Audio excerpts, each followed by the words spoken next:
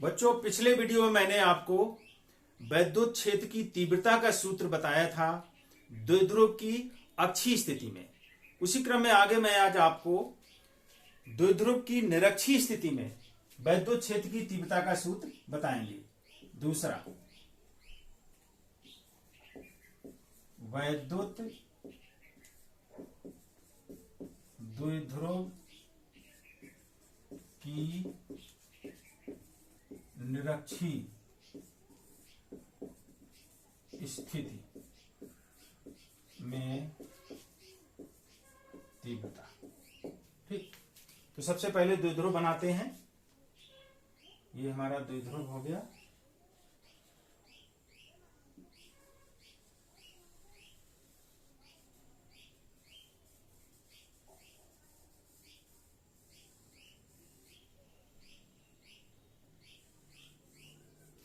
Minus Q charge plus Q charge, A बिंदु, B बिंदु, मध्य बिंदु ओ। ठीक, तो ये हमारा द्विध्रुव हो गया। इसके बीच की दूरी ट्वाइस एल, दोनों आवेशों प्लस क्यू और माइनस क्यू के बीच की दूरी ट्वाइस एल। इसकी आधी दूरी ए से ओ तक की दूरी एल, एल यहां से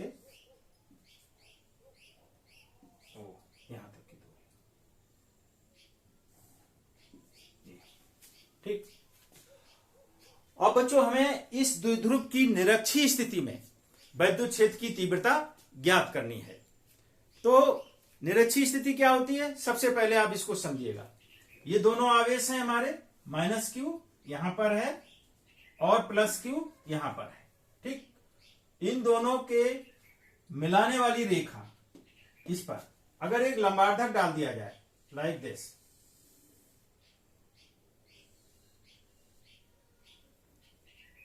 तो ये लंबार्धक पर स्थित प्रत्येक बिंदु निरक्षीय स्थिति में कहलाएगा।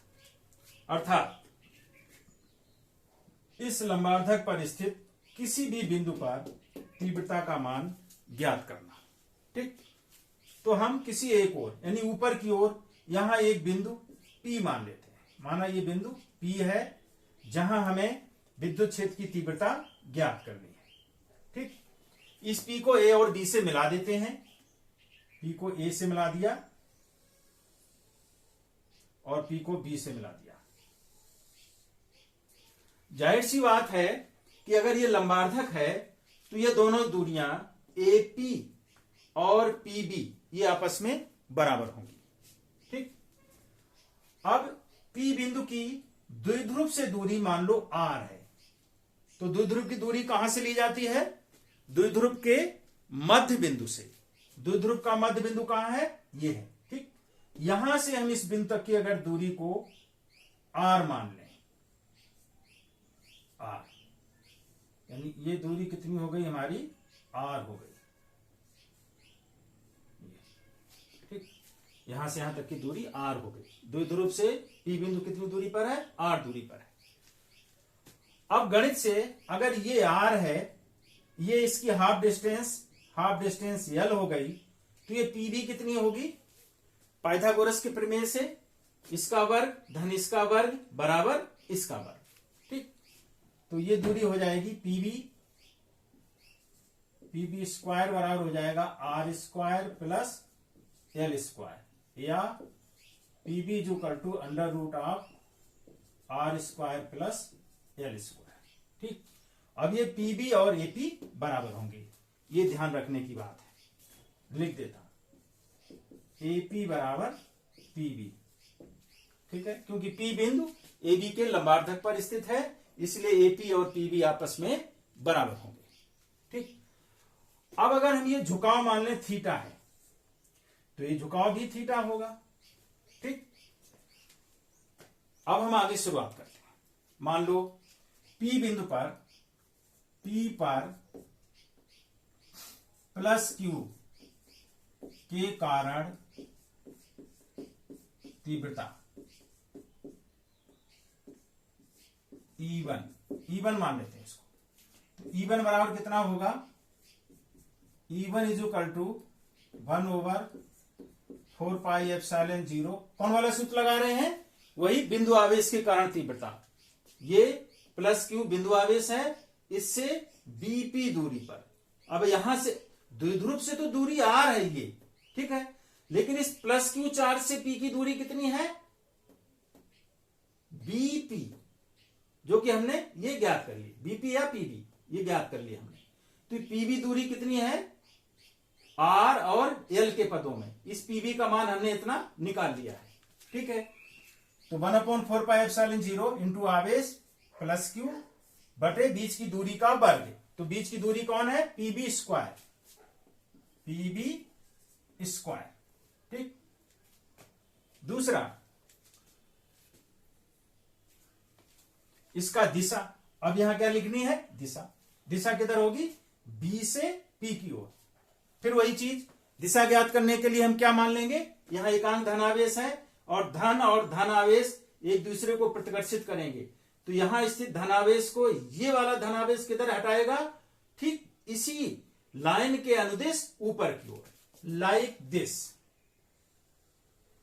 ये इस दिशा में ऊपर की ओर घटाएगा। ये E1 हो गया,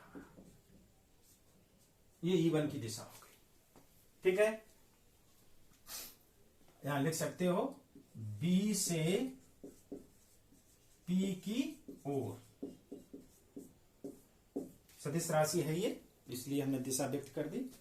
दूसरा, अब P पर माइनस क्यू के कारण तीव्रता, ठीक है। P पर माइनस क्यू के कारण तीव्रता,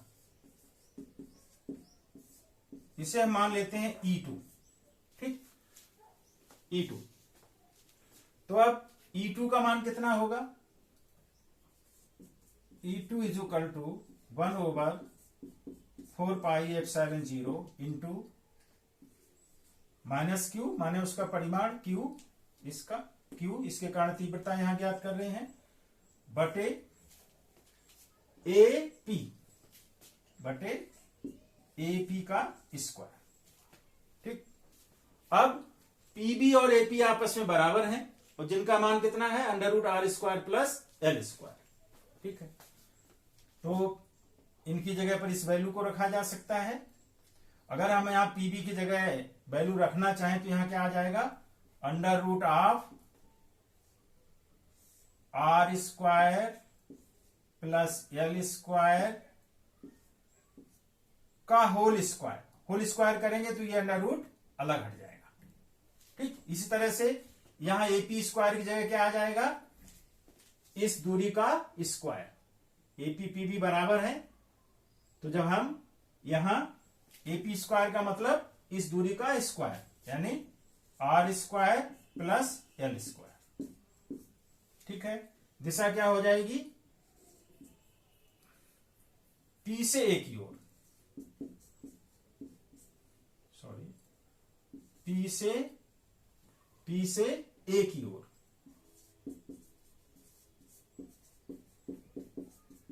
P से A की ओर। आप देखिए कैसे, अगर यहां +1 चार्ज रखा हो तो माइनस की उसको क्या करेगा? अट्रैक्ट करेगा। तो इसकी दिशा किधर हो जाएगी? इधर की ओर, ये E2,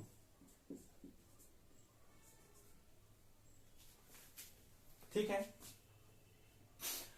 अब आपने देखा यहां पर दो तीव्रताएं हो गई, ठीक है। यहां पर दो तीव्रताएं हो गई, एक तो E1 इस दिशा में कार्य कर रही है और एक E2 इस दिशा में कार्य कर रही है, ठीक। अब अगर ये कोण थीटा है तो इस वेक्टर E1 को अगर हम दो भागों में वियोजित करें तो एक इसका ऊर्ध्वाधर भाग होगा ऊपर की ओर और एक इसका हॉरिजॉन्टल कंपोनेंट किधर कार्य करेगा? इस दिशा में। तो इसका जो ऊर्ध्वाधर भाग है, ये कोण भी थीटा है तो ये भी थीटा हो जाएगा, ठीक। तो इसका ऊर्ध्वाधर कंपोनेंट ये क्या हो जाएगा?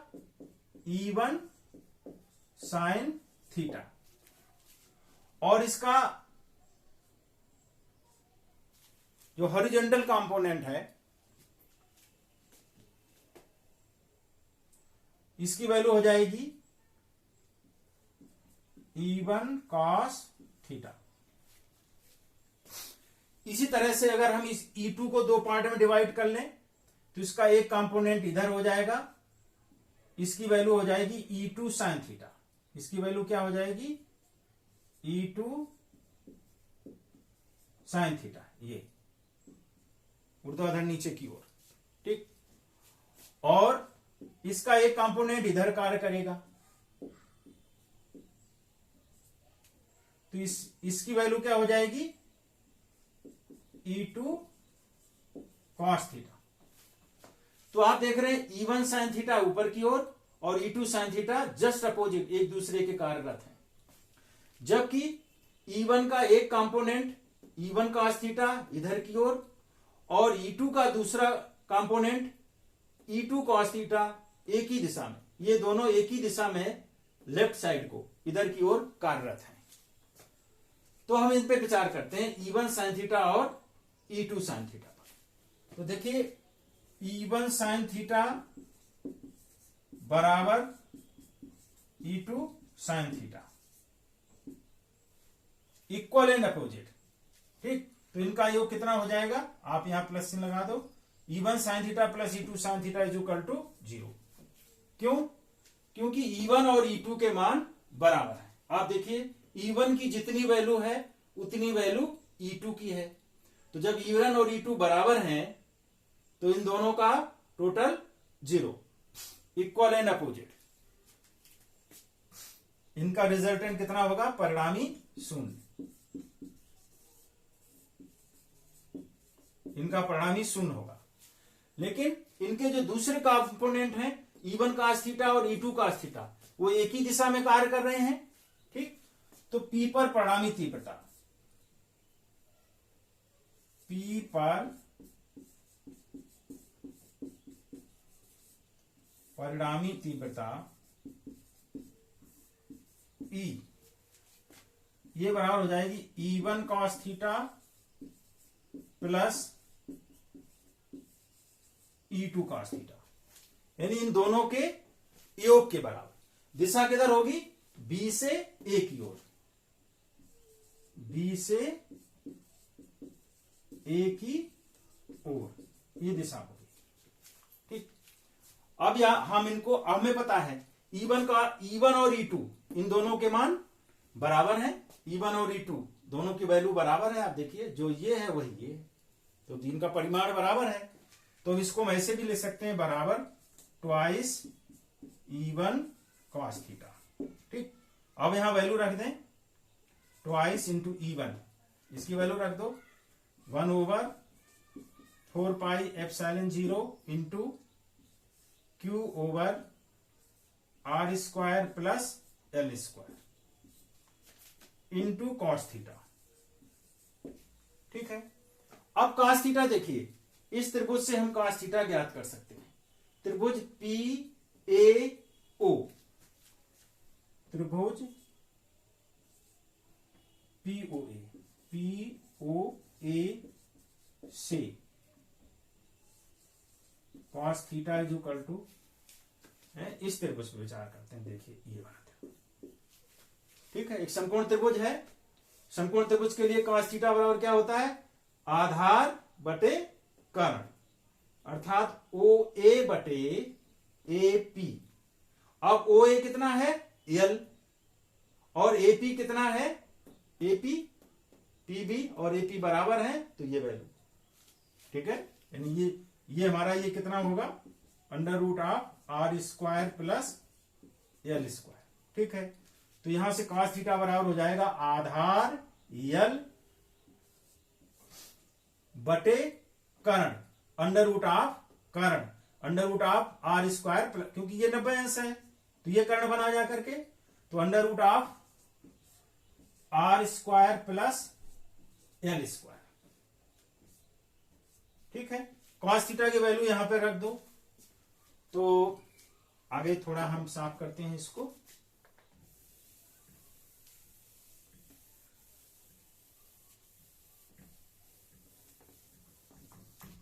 तो ये हमारा हो जाएगा E is equal to 1/4 pi epsilon 0 into, ठीक, Q upon R square plus L square, ये वैल्यू आ गई पूरी। टू को इधर ले जाते हैं क्यू के साथ में,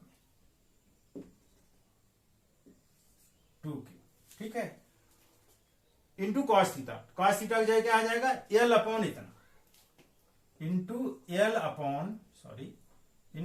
upon under root of R square plus L square. तो under root of R square plus L square को क्या लिख सकते हैं, पावर 1/2। क्लियर। अब इसको थोड़ा आगे हल करते हैं। तो E is equal to 1/4πε0 into Q into twice L, इस 2 को एल के साथ ले जाएंगे तो Q into twice L upon R square plus L square power 1 plus 1/2। इस पे पावर 1 है और इस पे 1/2, दोनों का गुणा हो रहा है तो ये पावर जुड़ जाएगी। तो 1 प्लस 1/2, इसकी जगह डायरेक्ट हम लिख सकते हैं थ्राइस बाई 2, 2 × 2 और 1 3, तो थ्राइस बाई 2 लिख दें डायरेक्ट, तो ये हो जाएगा थ्राइस बाई 2। करेक्ट। अगेन आप देखिए यहां पर 2 चीजें हम एप्लीकेबल करने जा रहे हैं। मैं इसको साफ कर देता हूं।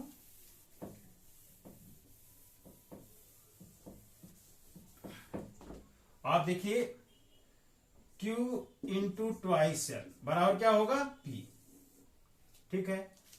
और दूसरा R is L is less than R, very very less than R, ठीक है। तो L स्क्वायर R स्क्वायर से और भी छोटा हो जाएगा, ठीक।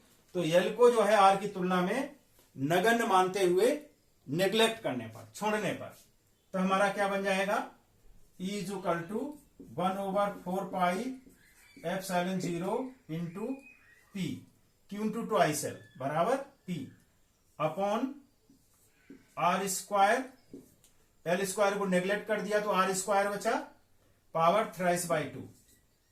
तो ये हो जाएगा E is equal to 1/4πε0 into P over R power square से ये बटे कट जाएंगे, 2 2 कट गए, 3 बचा। यही हमारा सूत्र हो गया।